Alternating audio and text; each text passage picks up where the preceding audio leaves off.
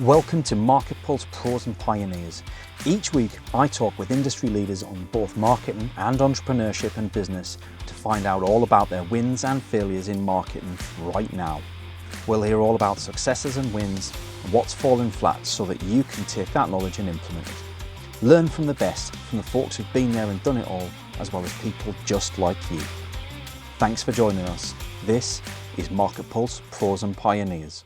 Hello and welcome back to another episode of MarketPulse Pros and Pioneers. This week I'm joined by Heidi Medina. Hi, Heidi. Hi, Paul. Thanks for having me. This episode is going to be an absolute pile of fun. Like Heidi and I have been talking. We met over some terrible cold outreach messages that we'd each received. Heidi'd been posting about it and talking people through how to do things the right way.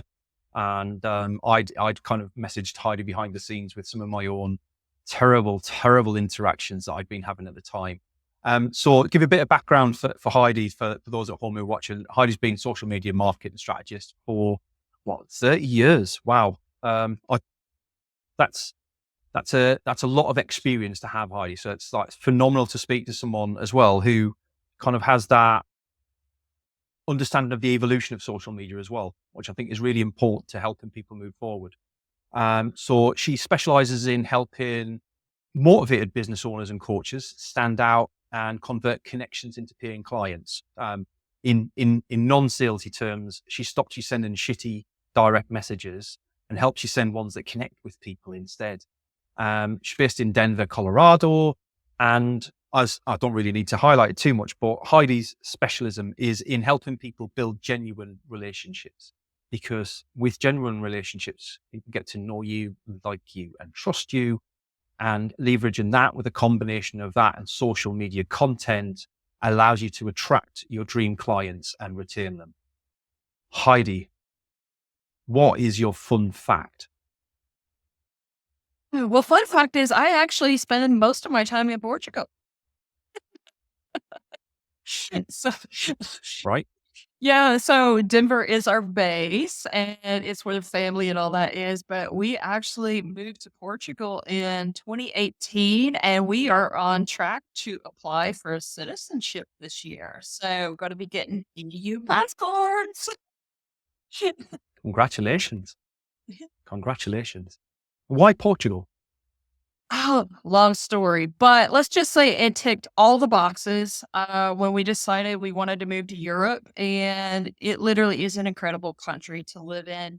Just an amazing place, and it's a great jumping off point because we travel 3 to 4 months out of the year, and we can get to pretty much anywhere from here easily. So, plus great Wi-Fi, really good Wi-Fi.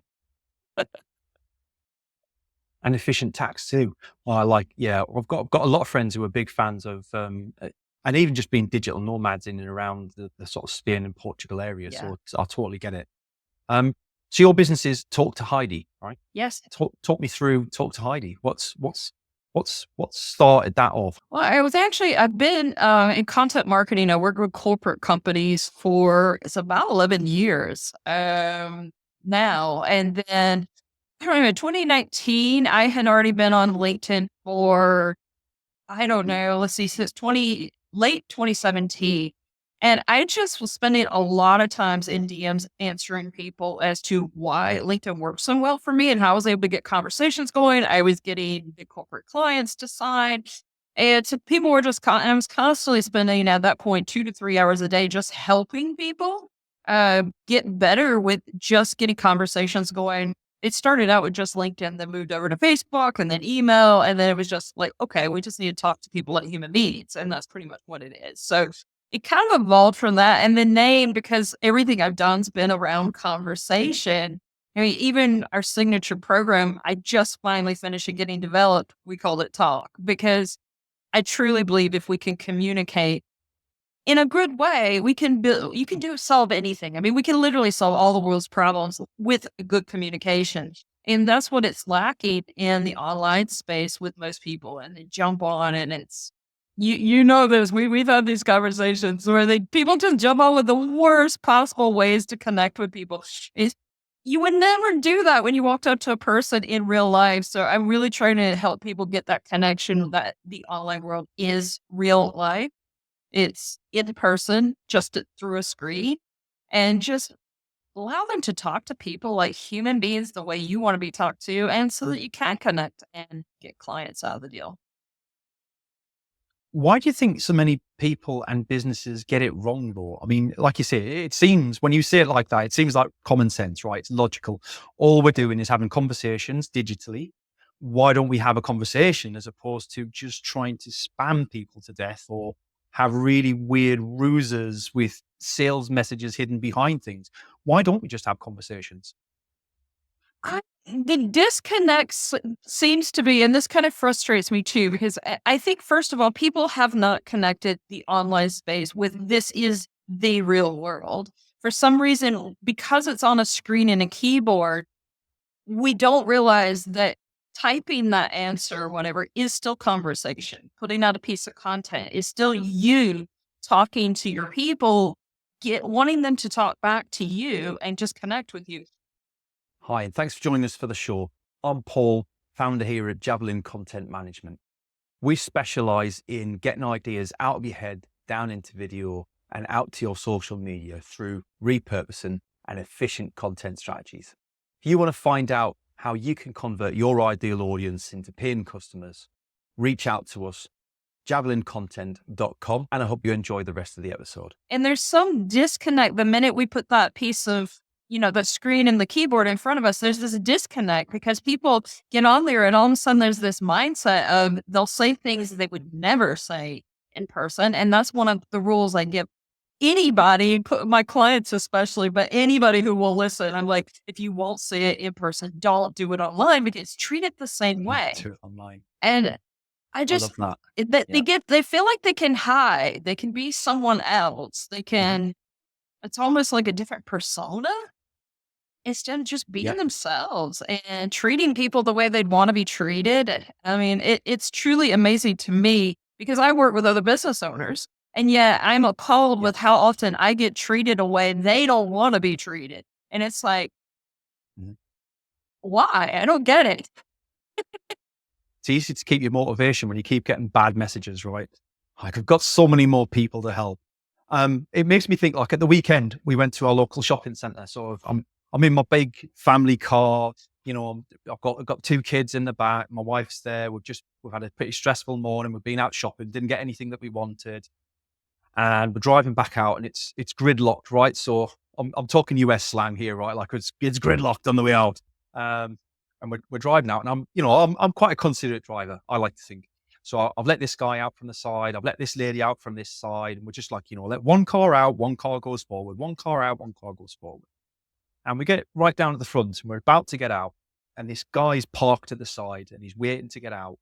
And I've already just let somebody out, so I'm going to move forward. And as I'm moving forward, he just drives straight into my side into the road, like to try and push me out the way. I to people who know me, know I don't respond very well in that situation. I'm not somebody who likes to be bullied in the slightest. So I just kind of drove around the front of him, brayed my horn really loudly, and asked him what he was doing. And I had two kids in the car, so I literally didn't use any expletives. And this, I'm going to guesstimate that he was in his mid 60s to early 70s. Gave me the middle finger in the middle of this car park and starts raging in the middle of his car. And I'm just thinking, if you were outside the car, there is no way on earth you would be behaving like this. And if I got out of my car right now, yes, I would be putting myself in a precarious legal position. However, I can guarantee you would stop waving your finger at me and we'd be having a much more general, sensible conversation as to why you thought you could push me out the way. Yeah. And I think it's that disconnect of keyboard warriors who are just kind of, or, even just a thought that when I was a kid, we used to go into chat rooms and voice chat, and you would create a persona. You would be somebody different online that you were at home. But LinkedIn isn't the place for that. This is where you just get to be you, unequivocally you. I mean, I used to play World of Warcraft all the time. I had my avatars, and when I jumped on the game, I slipped right into my avatar. I mean, it was a healing priest. And Red Tiger was her name. Man, she was a badass. And yeah, I would slip into that persona and that, and I also, I kind of almost do encourage people to have their persona online because it helps, especially with women. And I'm sure guys, a lot of guys probably deal with this too more than they admit. But it can be intimidating selling and getting online and a bunch of strangers and stuff like that. So I do kind of suggest that they do have some sort of persona to deal with that, but it needs to be authentically them because people are going to meet them. It's not about being, oh my God, I'm Warrior Prince and I'm going to say whatever I want to say. And just because I know no one can get me through the keyboard, but that's not the case because your goal is to get clients.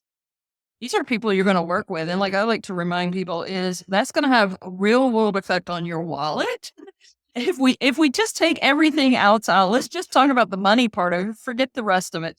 It's going to have real world effect on your wallet. So if you're not showing up in a way that actually connects with people and you're treating people like human beings, it's pretty darn hard to sell. And we know that's even Yeah. getting more and more complicated because the length of time for people to buy now has definitely lengthened over this year.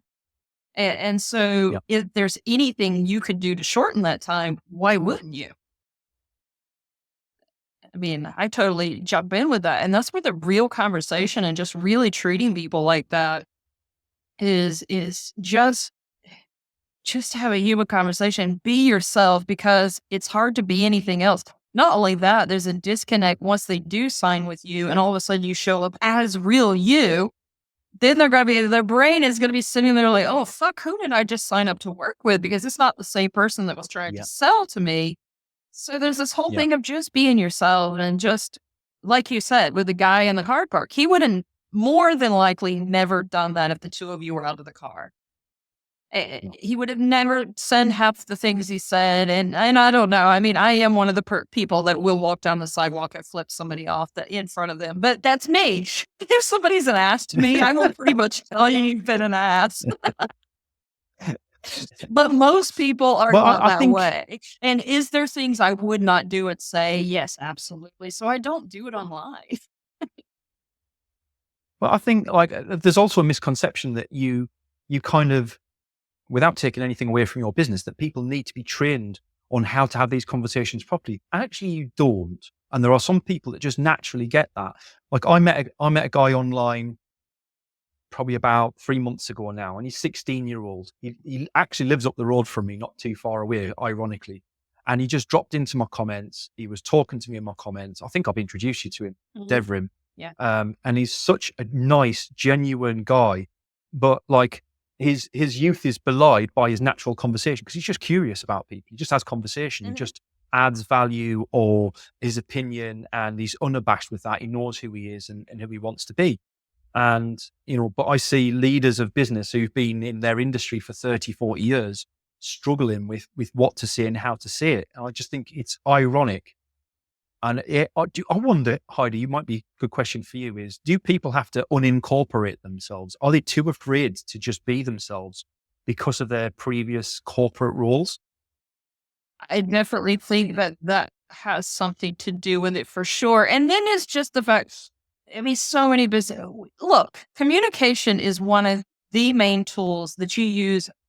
You talk to people all day long, no matter where you are. I mean, in the world, on person, online, not. And yet, think about it. You're never actually taught how to communicate. You just learn little bits and pieces as you grow up from the people around you and stuff.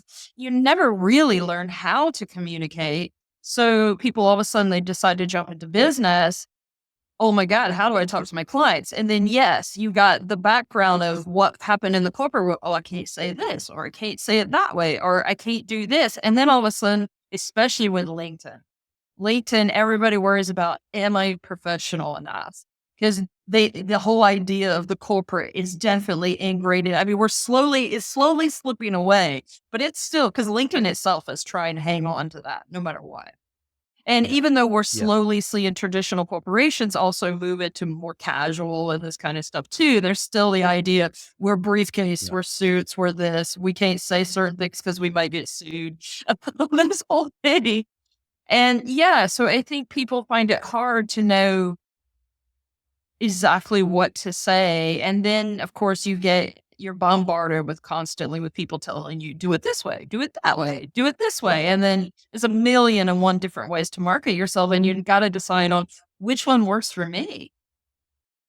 And and it all comes down into how they show up with the conversation. So they're scared to not be professional enough.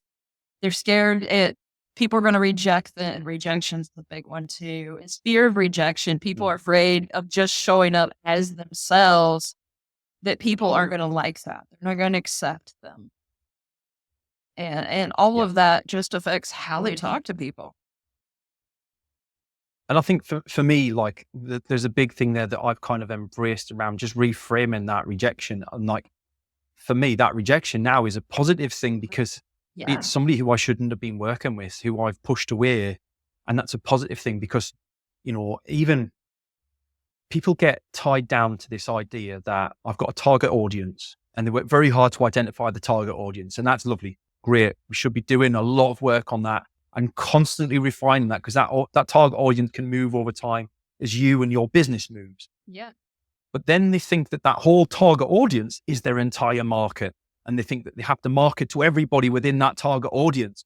No, there is a subset of people within that who align with you as a person, align with your personality and your way of thinking, have a similar experience and background or one that marries into that nicely.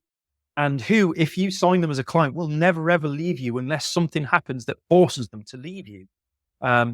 So like look for that niche within for me, I move closer towards ADHD business owners, executive coaches rather than just coaches. There are always further refinements that you find if you look hard enough where you can niche that down a bit and just make your own life so much easier, which then, and this is where you come into it nicely, is allows you to have a nice natural conversation in the direct messages or in the email without worrying about, is this coming across the right way or not? Because you can have the confidence of just being you, right?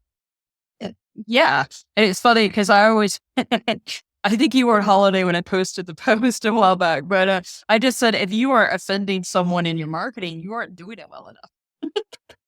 Yeah. Which is the truth because we don't want everyone to like us. We couldn't work with all the people if they did. And B, if everyone is liking us, then our messaging is off. We actually should be repelling people. And that's how showing up as yourself. I know we're always saying be authentic, be real you and everything. A lot of people don't even understand what that means. And okay, then this is where I was talking about persona. You can have your I'm business persona because some people are like, well, I wouldn't show up the way I would personally with my friends. There's all of a sudden this disconnect with the brain monkeys and stuff. And they're just like, and I'm like, that's okay. Yes, you are going to be a little different with your friends than you are with your clients and this kind of stuff. It is okay that you're not quote 100% the same with everybody. Even though with me, what you see is what you get. I mean, my clients get me just the same way you do and everybody else. Because it's just less complicated for me.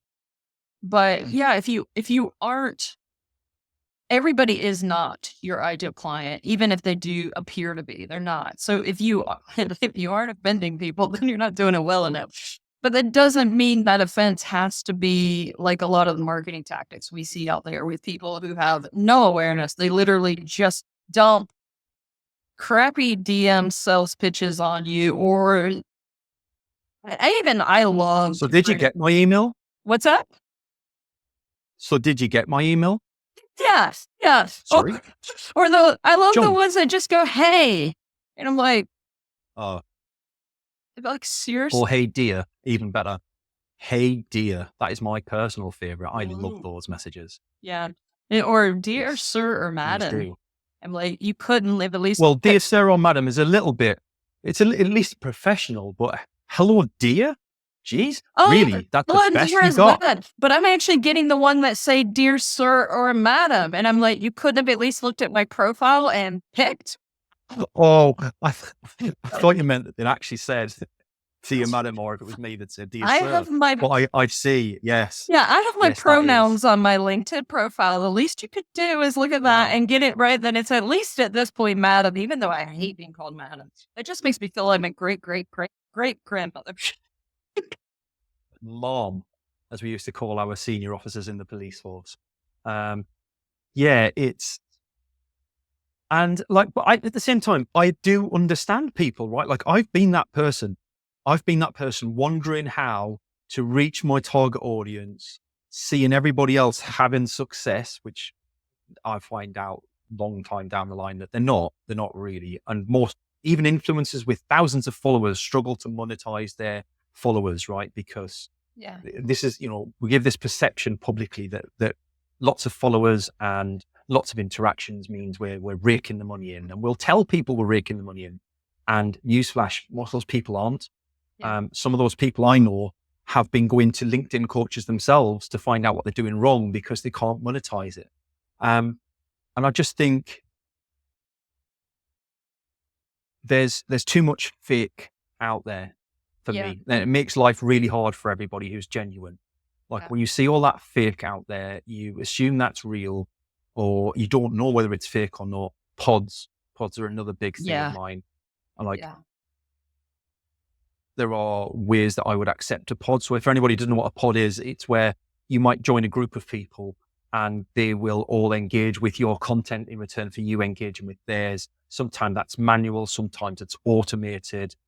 Generally, when you see somebody post and they have 500-600 comments within an hour or so, it's a pod.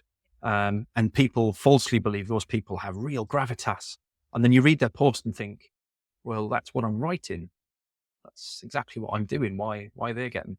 So I guess my next question for you then, Heidi, is for somebody who's out there and they're still kind of getting to grips with conversations and how to have real conversations.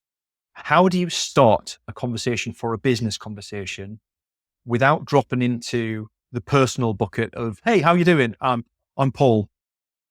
And then how do you transfer that into a business conversation? Because that's really awkward. Or the other side of, hey, do you want to buy my stuff? Because no, I don't want to buy your stuff because we haven't really met. So like, what's the middle ground for you? What's a good starting point? First of all, have genuine curiosity. A lot of people talk too much about themselves and don't leave the door open and ask questions. So get in there, introduce yourself, but ask them to talk about themselves. And then how I tend to segue and get it in is you've got two ways you could come at it, and both work depending on how well you know the person already. Maybe you've already been engaging in the comments for a while and you've noticed something that they have going on that isn't quite working and you know how to fix it. And you could pop in, hey, I've noticed this is happening. Do you mind if I give you a couple tips? And with that, you've opened the door because most people are going to say, of course, yes. And that because you give them an actual example. I noticed this, you were doing this online. Like I could say, hey, I noticed in your content, you weren't using a call to action. And I could just say, hey, here's a couple of quick tips. Use them, but I always ask permission too. Can I drop you the tips? I don't just drop them on them. And then once you have the permission base, you got the conversation going, and then you can ask, hey, continue the conversation from that point, depending on how they respond. Or the other option is if you've introduced yourself, you could be like, maybe you just connected. And I've gotten where I'm sending notes again. I didn't used to because we didn't need to, but now we really got to be a little more pushing to get the conversation going. So I will send a little intro note, just a quick thing about me, just one sentence. And usually I make it a bit of fun. I'll say, I do this for work and I live in sunny Portugal, which is immediate door opener because everybody's like, oh my God, what? Because I say I'm from the States, but I live in Portugal. And everybody's immediately like, oh my God, how'd you live in Portugal? That's so cool. So I've opened the door, but I'm also right under that. I ask them a question. Hey, ask them about themselves. Tell me what you do. Tell me, or whatever we've got, where we connected is something usually about that. And then that gets the door open. And I just start from there. And then how I'm able to switch it to talking about what I do, because most people will go, well, hey, how's your day going or something? And I immediately just pull out a story working with a client or something that I saw happened that's around what I do. And that's generally, it's usually a common problem most people online suffer with. And so because I've told it in a story and I just dropped it out, or when I get done now, somebody's going to like, what'd you do today? Well, I had this cool call with Paul Banks. We were talking about this. So I'm just telling a story. I'm just sharing my day, but it gets people talking to you and it's non-threatening. You're not trying to sell at that point. You're literally just trying to open the door. And it's easy. It works like magic. And a lot of people are like, well, they didn't buy immediately. No, you got to be committed to having more conversations. Yeah. Which, I think there's two things there that you said that kind of opened my eyes a little bit, which is you've probably been engaging in the comments a bit. There's a pointer here, right? Creating a conversation with somebody is not just jumping into their inbox and expecting a conversation. Yeah. It takes time and effort. Yeah. It means it can't be automated a lot of the time, or elements of it can be, but not the entire thing. You can do so much, but you certainly can't do the meat and bones of it. Mm-mm. And it means you need to be targeted and specific. So for me, one of the best bits of advice I have got given was to create a bookmark list of people you were currently talking to. You've got Sales Navigator, that's pretty easy to do, but not everybody does, and it's expensive. So just create a Chrome bookmark list of people I'm currently trying to engage a conversation with. And if they come back a no, you delete them off the list and you put somebody else on. You keep moving through it, but you can keep coming back to their content and engaging in a genuine way. You will get noticed. So the other thing that you said that I found really interesting was, that being prepared to have further conversations without a sale. So I often go, and I probably shouldn't do this, to be honest, but it works for me, right? Is I can go a full 30 minutes having a networking conversation with somebody and not even mention my business at all. Yeah. But I tell you what happens at the end of that conversation every time. Oh, Paul, time's up. I need to go, but I'd love to learn a bit more about what it is that you actually do, because I realized I hadn't asked. And at that point, there's a reciprocity there, right? You've spent the entire conversation talking about them and their business and what they do and offering advice and support and value. And now all of a sudden feel a bit bad because you spent the entire time talking about them and they didn't ask about you. So like that works. That really works, because then at least they're coming back with an open ear. So it might take you more time to have those conversations, but they're much higher converting when you do have them. Have you got a particular success story that you would be able to share with us, Heidi, in terms of like, a client that you've worked with, anonymous maybe, where, they came to you with struggles and you've kind of helped them turn that round now? Have you got anything kind of memorable that sticks out? Yeah. So I had a client who actually hated social media. I mean, to the point she wasn't even on the platforms. And so she knew this was during COVID, of course. She had to get something going online because everything she was doing was in person at that point. So she came and started working with me to help her get good on LinkedIn. And one of the things was she needed to do, of course, DMs and get the conversation going. So we really just worked hard for 6 weeks to build her an online presence just by talking to people. And that's literally the strategy I used with her. It was so easy. And a lot of people just don't realize it can be this easy. And I'm like, just get on, create content that feels good, talking about what you do, and just have conversations with people talking about what you do. And literally I don't even think she had 10 people connected on LinkedIn yet. I mean, she really had not been on social media, but in 6 weeks, she signed her first client. First one ever online. Fantastic. And she did it all just by having conversations and talking to people. And she came back to me. She's like, Heidi, I never thought it would be that easy or that fun. She's like, I was hating this. She's like, you knew how bad I hated social media. And yet here it is. I'm enjoying this. I'm having a blast. And all I'm doing is spending an hour a day talking to people. And that's literally all she was doing. And that's the thing is, right, it doesn't need to take your entire deal, and it shouldn't take your entire deal. You have a business to run, and this is only one small part of your entire business. So if you're following people who are telling you need to spend more and more time online, more and more time messaging people, and more time creating content, you're doing things the wrong way, because more volume does not mean more quality. Yeah. I love that. I love that story. I wonder. So we asked all of our guests two fairly standard questions, Heidi. And I know your temptation will be to answer one of them with shitty messaging. But what's one marketing practice that you wish business owners would stop using right now without shitty messaging? This is still going to be messaging, but using AI to do the conversation for you. Oh my God, please stop. Everybody just stop it. It's one thing if you've automated like you tell them to drop an emoji or a certain word in, and then you're going to send them a link to a certain program. That's one thing. That's okay.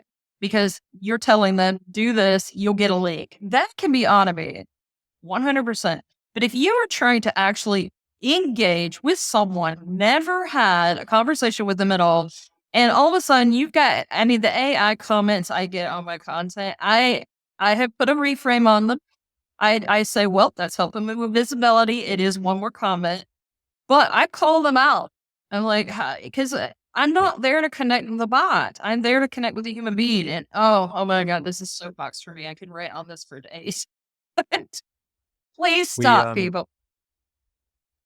We often get that, ironically, we often get that for the show, for the MarketPulse show. We often get people dropping AI comments on, and Paul, what was your favorite part of this podcast? And I'm like, well, my favorite part of the podcast was where we discussed not using AI to send conversations and comments. Oh, you didn't come back on that one? What was your favorite part? Because there's nobody behind it, because there's nobody there actually answering don't get me started. On the flip side, what's one thing you wish business owners would do more, marketing wise? Be more human. What tricks are they missing? Literally, and I know that sounds weird, but be more human. Realize you are talking to human beings and think about the things you're saying. I tell everybody, if that person was sitting across the table from you and you said that to them, how would that make you feel? I could tell you, most people immediately go, oh my God, I would never say that to someone sitting across the table from me. And that's how you want to treat the online conversations you're doing. Just stop doing it. Think about that with your content, your websites. Literally everything you do. Put the human element in it and start realizing that it's not just words on a screen. It actually is a conversation with people that's going to affect them. You're going to help change their lives. It's going to affect your life because, if you get the client, it changes your life, and then it's the ripple effect. So just start being more human and realize how you can connect and be kind. Gosh, no, we need more kindness. We do. Yeah, I agree. Some interesting food for thought at the end. I like that, Heidi. We could talk for hours, and probably will, because I think we've got lots of conversations coming up over the next couple of months. So I'm looking forward to engaging with you and the audience a bit more. If people want to find out a bit more about Talk to Heidi, or they want to reach out to you, what's the best way for them to do so? Honestly, connect with me on LinkedIn, Heidi Medina. It's quite easy. I'm always there, and that's one place. Drop in my DMs and say, hi, you heard me on here, or just send a connection note. Let me know. As long as it's not automated, right? I love it. When we get off the show, I'm going to get the link for your book and your latest webinars and things, and we'll make sure they're all in the show notes for everybody who wants to kind of see a little bit more about what we've been talking about. Thank you very much for being a fantastic guest. I knew this would be fun. I wasn't quite sure how much fun, but it was a lot of fun. So thank you very much for coming along, Heidi. Pleasure to have you on. Thanks so much for having me. I appreciate it. And thank you at home for coming along and making all this possible, right? Because this series is for you. I don't get anything out of this. It's not sponsored or anything like that at the moment. I am open to sponsors, but we haven't got any sponsors at the moment. It is literally about just adding value back to people. We want to help you do more with the marketing that you have. We want to showcase some good examples of marketing and help you shy away from some of the terrible, god-awful marketing that's out there at the moment. So thank you for coming along. Give us a subscribe if you've enjoyed, and I will see you again next week for another episode of MarketPulse Pros and Pioneers. Ciao, and Heidi's everyone. off to the police station. They're coming for you, Heidi. They've found you. Oh, they missed me on this one. Thanks for joining us for today's show. I hope you enjoyed it. If you'd like to feature on a future show, or you've got some ideas for folks who would make a great guest, please drop us a line. Contact details are in the show notes, and I'd love to hear from you. Your host today was me, Paul Banks, founder at Javelin Content Management. Here at Javelin, we specialise in helping busy business owners just like you to repurpose video content, taking all the stress and tech problems away and turning your long-form video into literally hundreds of pieces of content without breaking the bank. We describe it as getting ideas out of your head into video and out to your socials. If If you want to launch your personal brand, become the vendor of choice for your audience, or maximise your sales revenue impact, we'd love to hear from you. Join us next Wednesday for the next episode, and don't forget to subscribe and give us a review. Our podcast is only possible with your continued support.